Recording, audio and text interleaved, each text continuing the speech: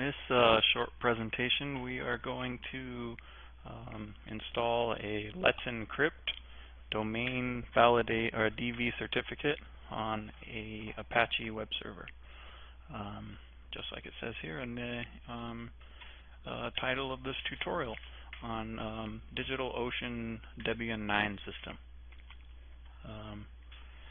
So the prerequisites. You have to have Apache installed. You have to have these two DNS records for your domain, and then www.yourdomain. Let's see. You have to your Apache has to be installed with a virtual host. So let's start with what is Let's Encrypt.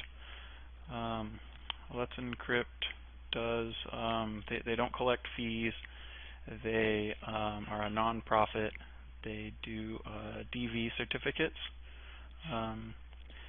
DV it stands for domain validation, as opposed to organization validation, an OV certificate versus a DV certificate.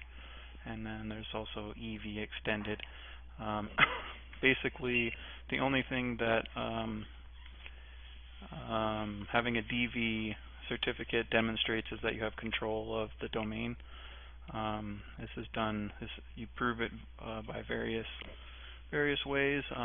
For example, at DigiCert, when they do domain validation, there are 2 or 3 methods for demonstrating control of the domain. You can embed a random code that DigiCert sends you into into one of your DNS TXT records. You can also embed that random code that they send to you on a specific URL,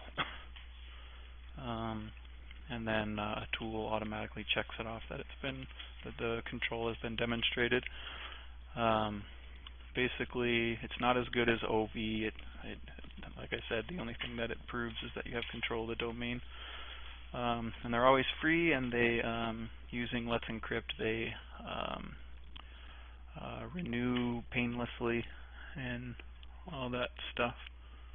So it's a bit better than a self-sign, but don't use your credit card on a site that only has a DV certificate. Okay, so let's see what the next step is here. CertBot is the tool that that's what the tool is called that generates the certificate for you and installs it. A little background on Let's Encrypt. I have their Wikipedia pulled up here. It's run by ISRG, Internet Security Research Group, and then all this other stuff that I already mentioned there. Their tool, their Python certificate management tool is called CertBot. It was previously called Let's Encrypt, which is the. All right, let's go back to. Yeah, basically, you need to add it to your sources in Debian, update your sources, and then just install it using apt install.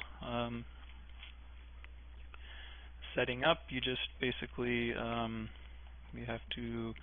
This is your virtual host configuration file. You have to make sure that your server name's set in there. All that, and then configure it for your firewall. And then you use the CertBot tool to generate and install the certificate. And that's pretty much it. It's so easy, it only takes, well, it looks like I'm running over about 4 minutes.